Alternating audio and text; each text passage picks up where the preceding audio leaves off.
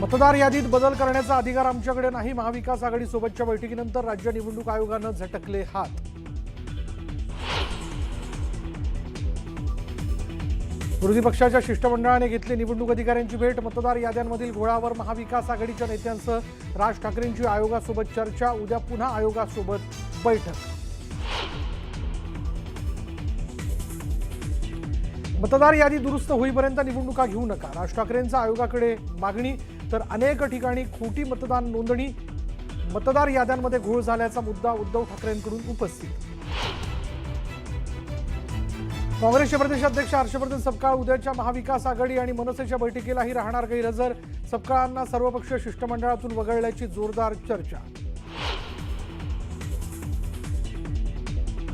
संग्राम जगतापांना रितसर नोटीस पाठवली आहे. उत्तर आल्यावर पाहू. वादग्रस्त विधानं करणाऱ्या संग्राम जगतापांना अजितदादांनी झापल्याची चर्चा. पुढच्या काळामध्ये नथुरामची गोडसे व्हावं लागलं, झालंच पाहिजे. शेतकऱ्यांना कोयते कुऱ्हाडी घेऊन फिरा, अनावश्यक हिरवळ कापावी लागेल. संग्राम बापू भंडारेंचं चिथावणीखोर वक्तव्य.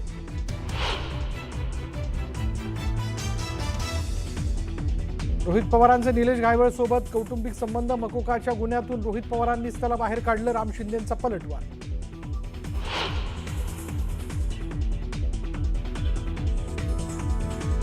गुन्हेगारीवर रॅप सॉन्ग करणारा पोलिसांच्या ताब्यात. सोशल मीडियावर अपलोड केलं होतं रॅप सॉन्गचं रील. नाशिक पोलिसांनी केस कापून काढली. शहरात धिंड.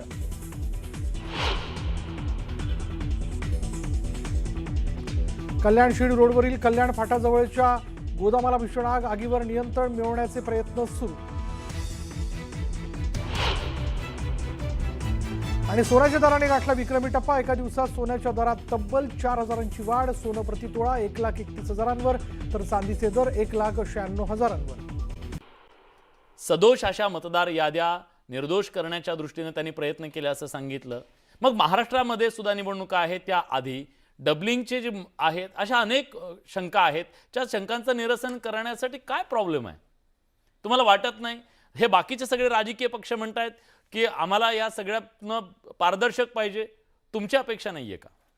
खरं तर आजची भेट जी आहे ती मला वाटतं सामान्य भेट नव्हती, कारण एवढे मोठे सर्व राजकारणी एकत्र येऊन आजची ही भेट सामान्य नव्हती. तर मला असं वाटतं की ही येणाऱ्या निवडणुकीच्या पराभवाची कबुलीच होती.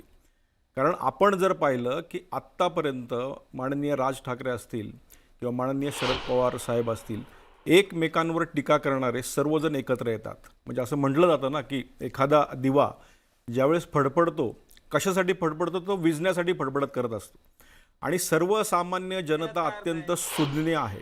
भारतीय जनता पार्टी आणि महायुतीनं आत्तापर्यंत जे काम केलंय, एकदा ऐकूया. भारतीय जनता पार्टी आणि महायुतीनं जे काम केलंय त्या कामावर विश्वास आहे. आपण जर मागची लोकसभेची निवडणूक पाहिली, असाच प्रयोग, ज्याला आपण नेरेटिव्ह असं म्हणतो, असाच प्रयोग या काँग्रेस आणि त्यांच्या आघाडी सरकारनं त्यावेळेस केला.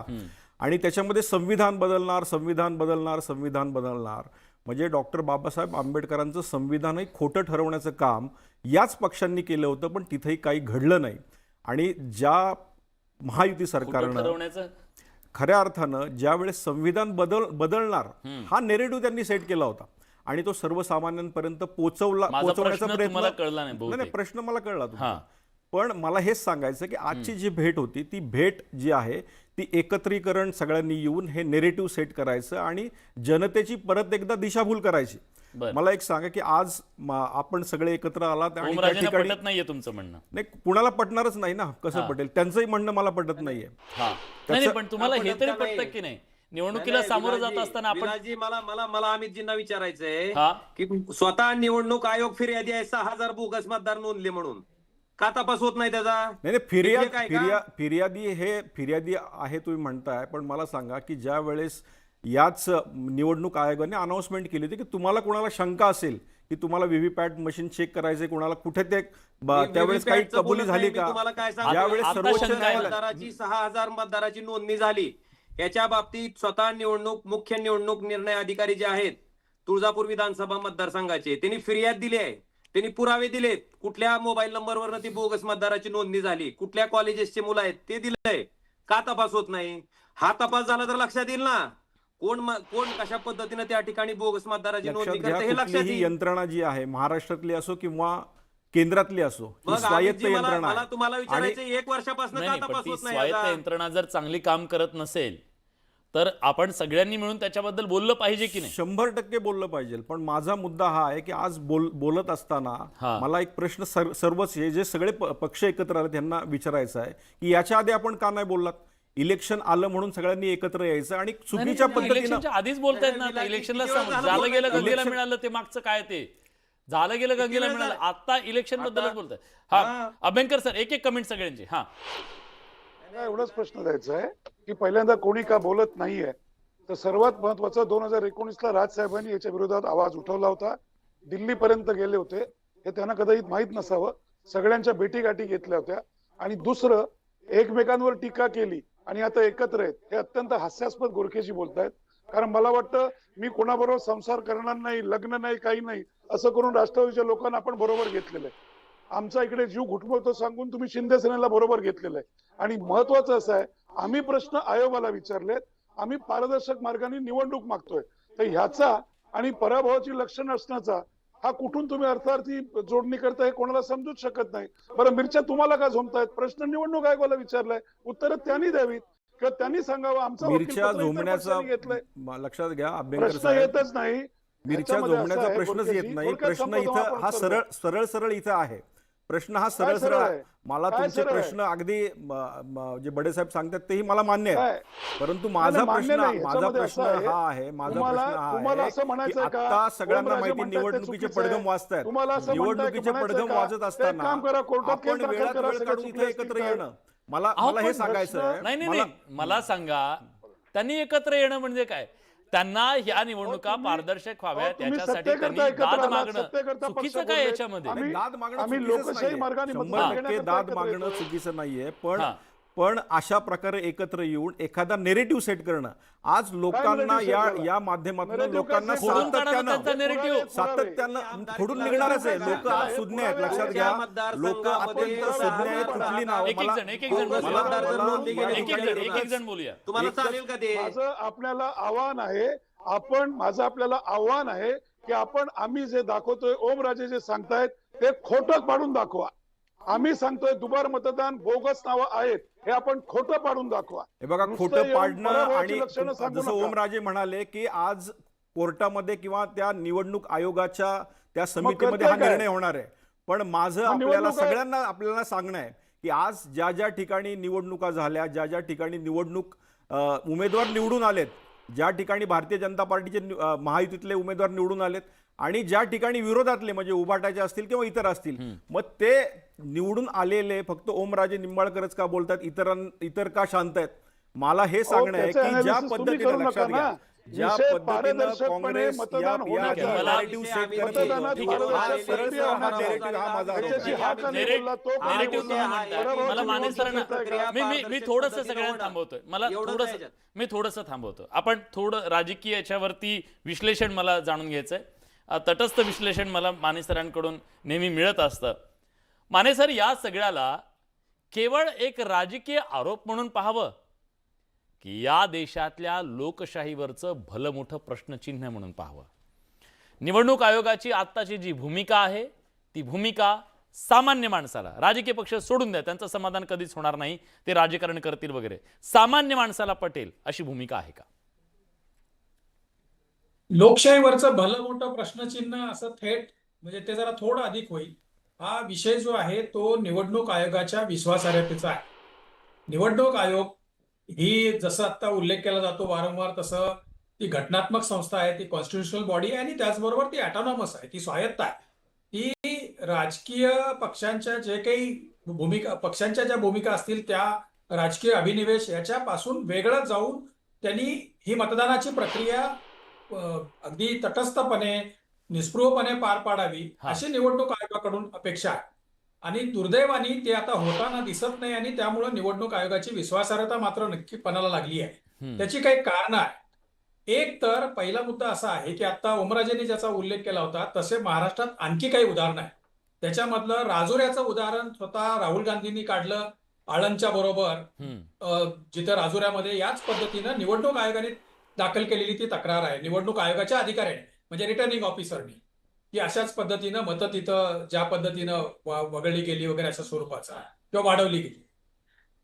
असे अनेक ठिकाणी राज्यात अन्य ठिकाणी पण आहे. आणि मग साधारणपणे सामान्य मतदारांची अपेक्षा अशी आहे की ही जी निवडणूक यादी आहे तिच्यामध्ये जे काही दोष आहेत ते दोष आहे त्याच्याबद्दल आक्षेप नाहीये, परंतु पुढच्या निवडणुकीपर्यंत ते दोष दूर करायला पाहिजेत ना Exactly. प्रामाणिकपणे. एक्झॅक्ट. आणि ते प्रयत्न प्रामाणिक पाहिजे. ते राजकीय भूमिका घेऊन नाही चालणार किंवा राजकीय पक्षांच्या भूमिकेत जाऊन ते नाही करायला पाहिजे. निवडणूक आयोगाने स्वायत्तता त्यांची जी आहे ती पूर्णपणे राबवायला पाहिजे आणि त्यानुसार करायला पाहिजे. दुसरा महत्वाचा मुद्दा असा आहे की आता ज्यावेळेला बिहारच्या निवडणुकीची घोषणा झाली तर त्याच्या 6-7 दिवस अगोदर 1 ऑक्टोबरला बिहारची अंतिम यादी जाहीर केली. आणि आपल्याकडे आपण जनरली असं समजतो की निवडणुकीचं नोटिफिकेशन निघेपर्यंत तुम्हाला मतदार यादीमध्ये सुधारणा करता येते. अंतिम मतदार यादी जी आहे ती नोटिफिकेशन पर्यंत जर करता येते.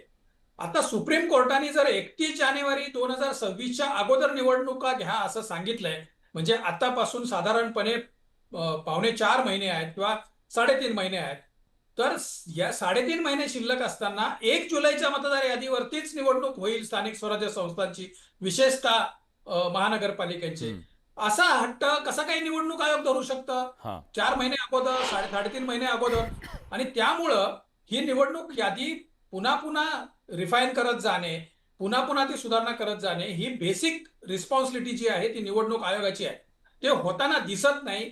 आणि या उलट म्हणजे आता आमदार गोरखेंनी जी भूमिका मांडली नॅरेटिव्हच्या अनुषंगाने, तर मला थोडंसं त्यांना असं पण विचारावं असं वाटतंय की एवढे एकमेकांशी भांडणारे नेते, राज ठाकरेंपासून शरद पवारांचा आपण उल्लेख केला, एकमेकांशी भांडणारे नेते जर एकत्र जाऊन त्या निवडणूक यादी संदर्भात जर राज्याच्या निवडणूक आयुक्तांना भेटत असतील तर भारतीय जनता पक्षाचे लोक पण त्याच्यात सहभागी झाले तर काय बिघडतंय? निवडणूक यादीच तर पूर्ण शुद्धीकरण होईल किंवा ते प्रक्रिया जी आहे ती अधिक निर्दोष होईल. तर ही अशा पद्धतीची आहे. आणि त्यामुळं काय झालंय की विरोधी पक्षांनी आरोप करणे आणि भाजपने डिपेंड करणे याच्यामुळं निवडणूक आयोगाची अडचण झाली आहे. म्हणजे ती केंद्रीय निवडणूक आयोग असो की राज्य निवडणूक आयोग असो, कारण या सगळ्या प्रकारामध्ये आणि हा देशभराचा विषय आहे.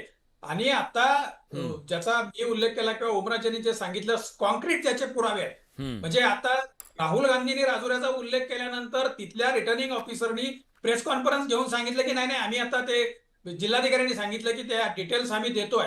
आता तुळजापूरची माहिती तर वेगळीच येते, म्हणजे ते ऑलरेडी डिटेल्स गेलेले आहेत. म्हणजे ज्या सीआयडीला कर्नाटकमधले डिटेल्स मिळत नव्हते तशा स्वरूपाचे डिटेल्स जर तुळजापूरच्या रिटर्निंग ऑफिसरनी जर दिलेले असतील तर निवडणूक आयोगाची ती अधिक जबाबदारी आणि पोलिसांची जी जबाबदारी जी आहे ती वाढते. मला असं वाटतं की याचं पॉलिटिकल बॅटलमध्ये रूपांतर झाल्यामुळं निवडणूक आयोगाची अडचण झाली आहे. आणि निवडणूक आयोगाची क्रेडिबिलिटी प्रचंड म्हणजे त्यांची विश्वासार्हता जी आहे ती पणाला लागलेली आहे. आणि त्याच्यातून बाहेर पडण्यासाठी काहीतरी प्रयत्न करायला पाहिजे. हनुमानजी, मला तुम्हाला तेच विचारायचं आहे. या सगळ्यातनं बाहेर पडण्यासाठी खरं तर या देशातल्या नागरिकाला ना तुमच्या राजकीय बॅटलमध्ये कवडीचा इंटरेस्ट नाही आहे, पण त्याला इंटरेस्ट एका गोष्टीत आहे, मी दिलेलं मतदान योग्य ठिकाणी जातंय की नाही आहे. आणि या देशातली लोकशाही प्रक्रियेतली निवडणूक प्रक्रिया जी आहे ना ती निर्दोष असली पाहिजे, हा सामान्य माणसाचा निश्चितपणे इंटरेस्ट आहे. काय व्हायला हवं असं तुम्हाला वाटतं आणि काय होत नाहीये? विलासजी, मला एक साधा एक शेर मला सांगायचा आहे. तूफा से क्या बात हुई प्यारे मांझी सच बतलाना, तूफा से क्या बात हुई प्यारे मांझी सच बतलाना, दरिया गिरवी रखा है या साहिल कोई बेचाए. हा माझा प्रश्न आहे निवडणूक आयोगाला. अरे हिंगणा मतदारसंघ, तुळजापूर, राजुरा, आळंद मतदारसंघ, बेंगलोर मधला महादेवपुरा मतदारसंघ, 10 लाख पेक्षा जास्त मतदारसंघामधल्या लोकांची नावं, 10 लाख नावं आम्ही दिलेली की ही बोगस नाव आहेत. एका घरामध्ये 200-200 नावं कशी असू शकतात? 80-85 वर्षाचा माणूस पहिल्यांदा निवडणूक यादीमध्ये कसा येऊ शकतो? 5-5 राज्यामध्ये एक माणसाचं नाव कसं असू शकतं? आणि तुम्ही याची सुरुवात संसदेमध्ये आणि निवडणूक आयुक्त नेमण्यामधून न्यायाधीशाला काढून टाकलं.